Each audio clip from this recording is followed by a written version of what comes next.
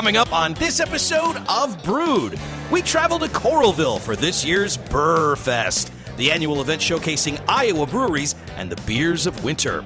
Then we head over to Radical Effect, where Rich walks us through beer glassware and why some beer is served in special glasses. Finally, we play in Dan's self-pour beer laboratory at D's Smokin' BBQ and Tap House in LeClaire on this episode of Brewed.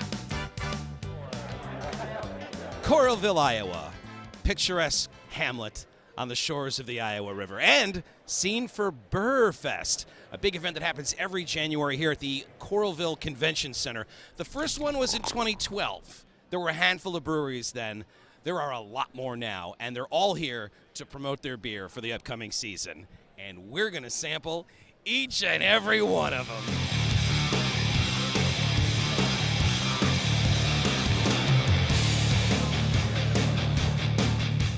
So this is like the running of the bulls right now. It's noon, and they're letting the VIPs in. This is the Brewmaster Hour. These tickets traditionally sell out in like seconds. You've got to keep an eye on the website and know when to get your tickets. These people have now early access to the BrrrFest festivities.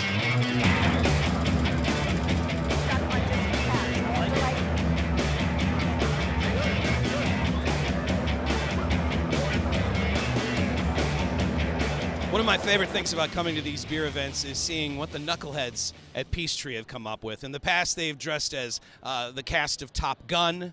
I believe last year was a Price is Right motif. I'm not sure what's going on here. Is this some sort of honoring Prefontaine? What's going on with this? So, nobody can really honor Pre. He's an epic individual himself. This is where we agree to agree. Pre. So what we did this year, we're rolling out a new flagship beer for a year-round beer. It's going to be called Mile Long Lager. Mile Long because? Of the Mile Long Bridge that separates the Red Rock. That's the river. That's the river. Yep, where the Peachtree is.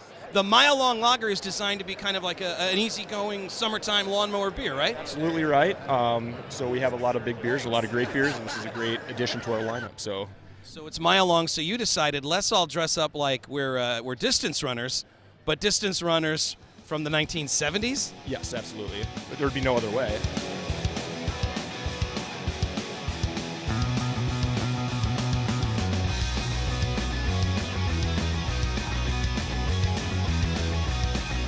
Right, so the Brewmaster package people, they got their early access. They're inside the convention center now enjoying their early access to the beer. And these are the folks that got the general admission. And this line is this long for a reason, because there's a lot of good beer in there, guys.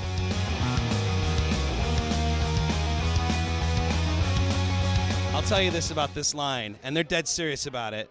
No ifs, no buts, no cuts, no coconuts. I don't know what that means.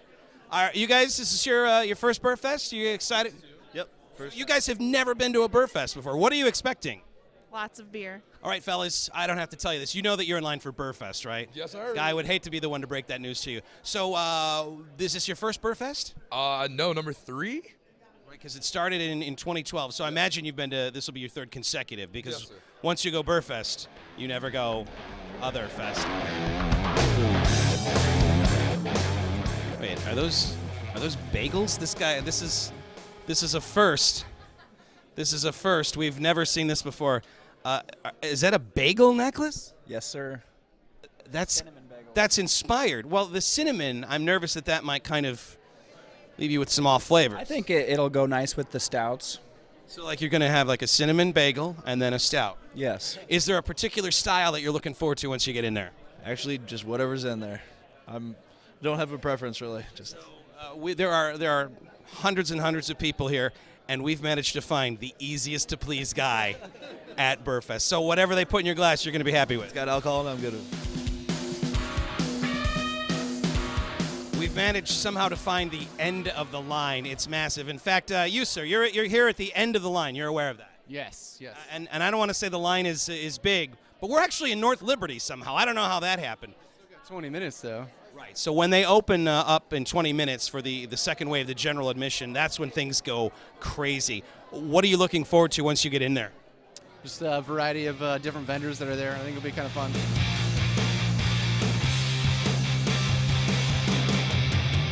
We're not giving awards for coolest hats, but if we were, these are the winners here.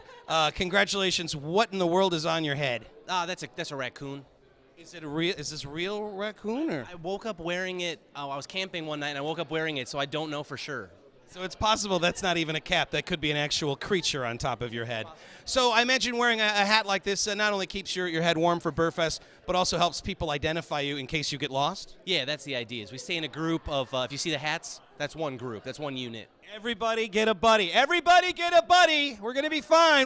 Does Carmen Sandiego know that you raided her wardrobe? I'm kidding, of course. That reference is too old for you to understand. Is that a hat you wear just to beer festivals, or is that an everyday kind of thing? Oh, yeah, every day. Every day. Yeah. All right. So we met, thank you, Red Hat Girl, and possible live raccoon man. And then there's this guy. Wow. So what's going on here? I'm wearing a Lederhosen t-shirt that I got for, I don't know, 3 years ago. Thought it'd be appropriate. Very, very, very appropriate. And on your head there, that's a traditional German headdress. What is that? Yeah, I guess so. It's a German hat. I picked it up in Amana, and it has a feather, so I thought it'd go great with the outfit. And I get to wear this for Oktoberfest in Amana. Right on. So it's a multi-purpose outfit. That's very important, people.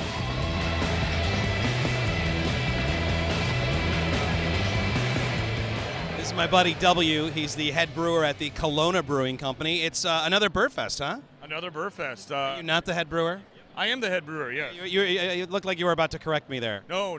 That's what I'm called anyway. So He's a very humble man who doesn't like fancy titles. try to live up to it every day.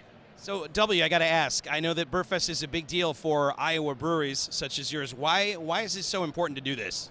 It's important for us. It's one of the larger festivals in the state, and it's also the winter, so you can feature a lot of your winter styles.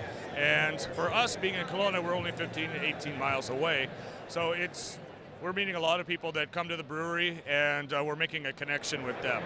Plus, it's great to just spend time with other brewers, and it's just a wonderful time. Are there any breweries that maybe aren't available here in Iowa City usually that you're looking forward to? Or? Pulpit Rock. Pulpit Rock, yeah, they're in there. Are there any breweries in particular that you're looking forward to seeing? Nobody in particular, just local stuff. So There's plenty of local stuff. Are there any breweries that you're particularly looking forward to seeing here?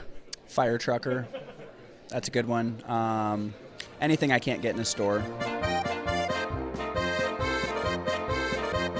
This guy is at the very front of the line. Did you get here last night? How long have you been here? I've been here about 2 hours. 2 hours. What are you looking forward to when you get in there? What style, what breweries? I'm more of a darker beer fan myself. I want something thick, heavy. Well, it's the perfect time of year for it. It's called BrrrFest for a reason, and even though it's unseasonably warm, stouts go down just perfect on a January day such as this. Don't you agree?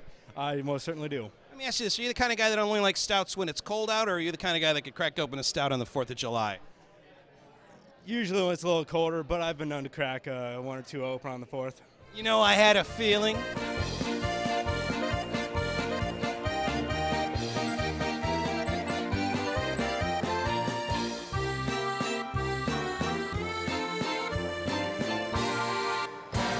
You know when I know I've had too much craft beer to drink?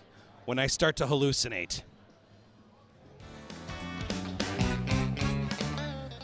Do you guys see him too? Why in the world are there different kinds of glasses?